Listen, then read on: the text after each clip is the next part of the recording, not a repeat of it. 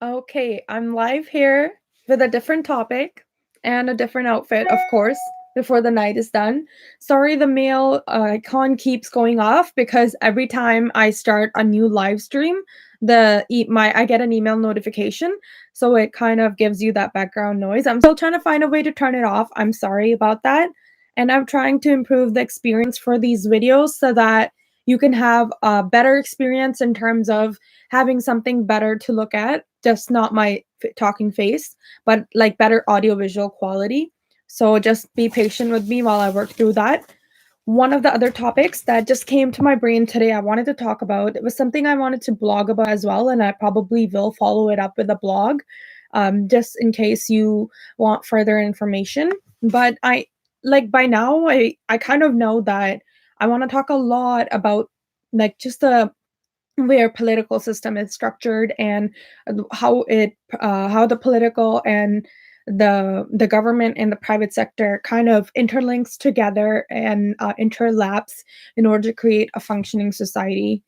And I wanted to talk about the public trust and what it means for us, and some breakdown ways that we can actually restore the public trust, because in today's economic climate, we actually lack so much public trust and it actually is tearing our society apart.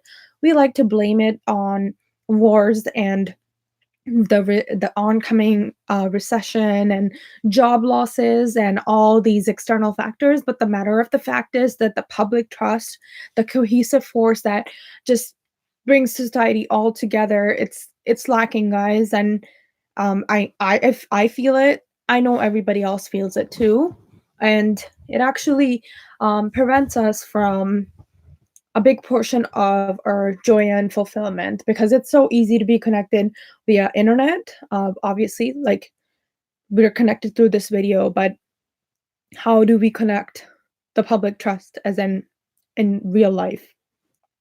So let's talk about the public trust. And I have my notes here. I'm sorry if I wander off just to look at them, just to kind of get a little bit of information. But the public trust basically is a document, and in the legal term or in the legal industry, it's regarded as something that it's a doctrine that holds that certain natural resources, like navigable waters and anything underwater, it's to be preserved in perpetuity for public use and for the welfare of the collective, not just one person, and that anything underwater cannot be used as private property and cannot be bought or purchased or sold. So the public trust, that's the legal definition of it.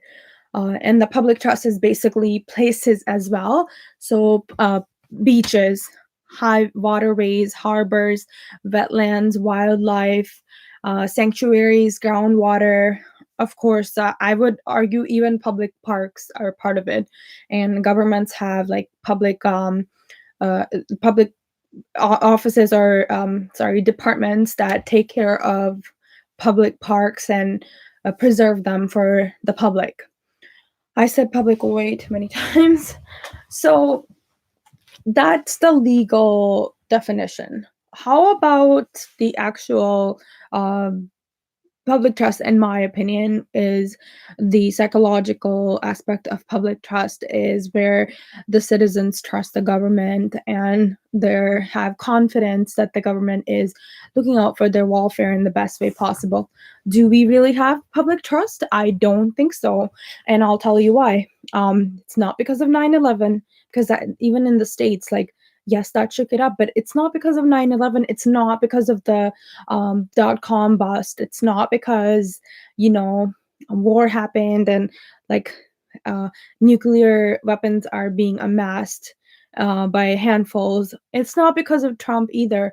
Their public trust, if I was to pinpoint one reason why public trust has declined, is because of the 2007 financial crisis.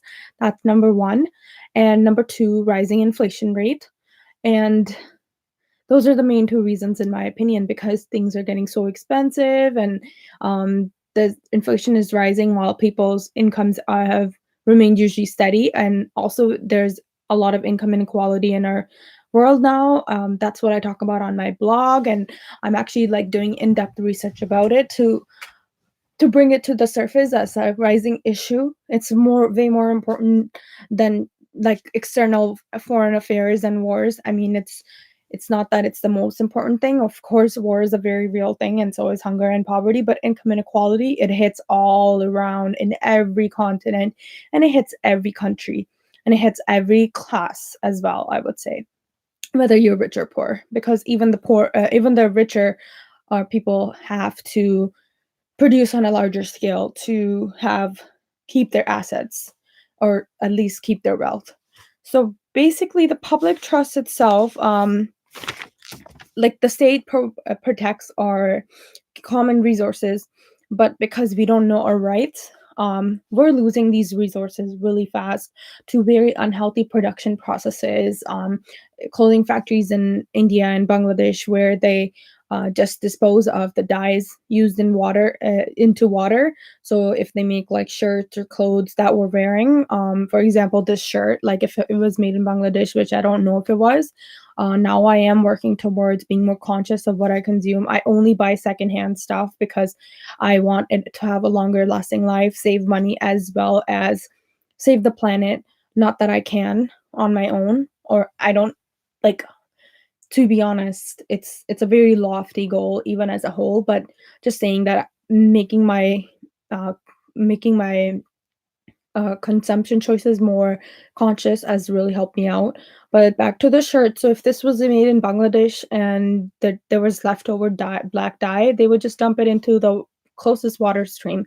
And there's been documentaries about it. There's been like news coverage, but of course, like no one's gonna step back because we all want our beautiful black tops and we all want our dresses, and we can't really like step back and be like, oh, I don't want any more hedonism or materialism because, I'm trying to save the planet. And that's not the solution either, because me, as much as anybody else, loves nice stuff and loves things, and the material is the way helps you transcend into a spiritual place where you are so whole because you're financially connected to yourself. So, of course, your spirit automatically wants to connect in a healthy manner, of course. Define healthy. I can't. I just can't. But back to private trust. So we we're not accountable for them, and as a public, um, or or government that we elect is, but in a way we are, because it's ours to take care of, like these parks and these wildlife sanctuaries. They feed off of us as well, in the sense that they give us life and we give reverence, and we take care of these places in our way. But the main authority that takes care of the public trust, which are like these waterways and um, like these parks, these places like highways and stuff, they don't they don't do enough of a good job because they don't have the funds. They don't have enough leadership, a guided leadership, unified leadership, centralized leadership. They just don't have it. And like they kind of dance around these issues and focus on, oh, external, like let's like look at immigration, just repeating it in a loop. It's like the same issues. But what about the issues at inside and at home?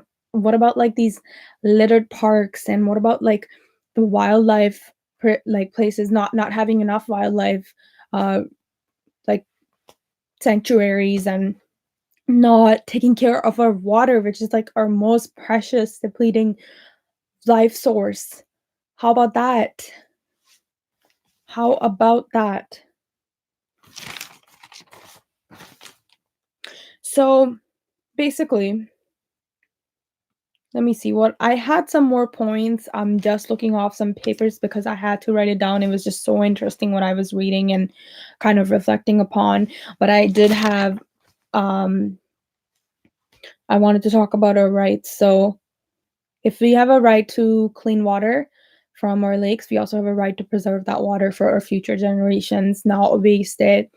How about some community farms instead of Wonderland?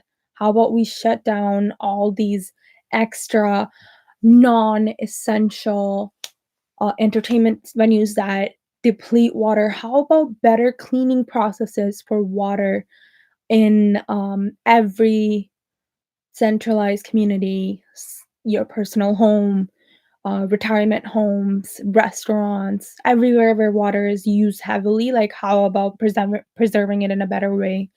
Like, let's start with the micro and work up to the macro.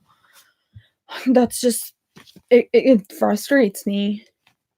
And I did have some solutions for you guys, don't you worry. But before I go out on these solutions, remember that the public trust, it's eroding, and we don't ever want to be at a space where there is no trust left, because that means there's just no bond or connection within us to really honor each other's rights. So, here are 5 steps to restoring the public trust. In my opinion, the public trust that's defined by uh, in the legal terms. So, firstly, we need um, proper allocation of property taxes. I mean, that's a given, so duh. But you'd be surprised. We're allocating to OSAP and more single mothers and un not saying unessential things, but causes and needs that don't necessarily count as much important on the scale as preserving the most important resources of the planet that are non-renewable. And secondly, we need more proactive measures by the central government, because the central government is essentially useless, in my opinion. They're not doing enough to combat anything, and they need to work on combating rising inflation that we have. And this inflation actually discourages people, the common man, from consuming public spaces, but even going to parks or like recreational places, because they think it's too expensive and they're just so overworked, and because they have to afford their rent or everything else, their needs, their basic needs, that they can't really enjoy or consume public spaces or public goods such as water fountains. They're just it's kind of disgusting, but it is what it is. Um, the only thing we can do is put greater pressure on the central government to help combat inflation. Thirdly, we need more effective labor protection laws so that people can actually have more trust in their workplace to provide them the proper wages that they deserve for their work, so that they can continue to have public trust, not just in the resources, but also in the institutions and systems that they have. And fourth, fourthly, it's what I've been talking about through this whole video. And I can tell you right now, it's something that is the hardest to digest, and it's probably going to be the easiest solution, is to make the public more accountable for building that trust with other people, with their banks, with their political leaders, with their production and consumption processes. Recycle, organize, and look for ways to reduce your footprint. Those are like really easy steps. It's a really good quote comes to mind when I think about it. Ask not what your country can do for you, but what you can do for your country. John F. Kennedy. It rings as true as ever. I mean, he was so idealistic and he had good intentions and um, good good ideas that were moving the world forward, and we can do the same now in our post 2000, like post 1990s era, and still encapsulate his ideals into our new world where technology is making those ideas even more possible. um Fifthly, uh, privatizing the United Nations.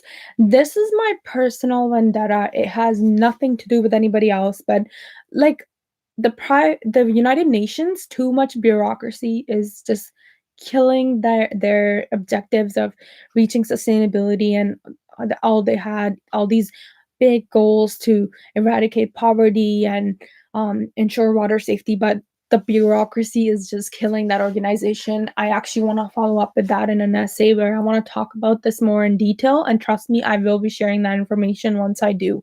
But privatize the UN and see what happens. Great things, because then it'll be a competition to see who can better provide better services, cleaner water, cleaner production processes, instead of, oh, there's this government representative from this country and now he will be presenting, and now it's blah blah blah of debate for 4 hours. Oh, we don't get anywhere. Oh, okay, let's go home now because we can't do anything. I'm not trying to knock on the UN. I think they have achieved some great things. They've done a lot of positive social change, and they provide that cohesive force on the planet because they bring leaders from every country together. However, it's not enough. They need to privatize, they need to be more competitive, they need to hire better leadership, because people who are actually determined to make a change on the planet on a large scale. So those are the only way those kind of leaders will be motivated to join the UN is if it's privatized with incentive to perform, incentive to produce, incentive to hit certain targets, just like in any other private firm, whether those targets are for the public trust or for in the public sector for their own individual gain. And that's what I truly think are 5 steps that we can take to restore the public trust, which is much needed because it's eroding like no tomorrow. And I hope that these tips are implementable in your personal life. And if they're not, please tell me why and leave some comments, and I'll see, maybe leave me your situation, email it to me, and I can find ways for you, or at least brainstorm and have a conversation, get things going. I hope you guys enjoyed this video, and please support my Patreon account. I have the link at the bottom of the video as well, and like and subscribe. I'm going to keep producing content that really resonates with me as a leader in the planet, and I hope you have a great night. Bye.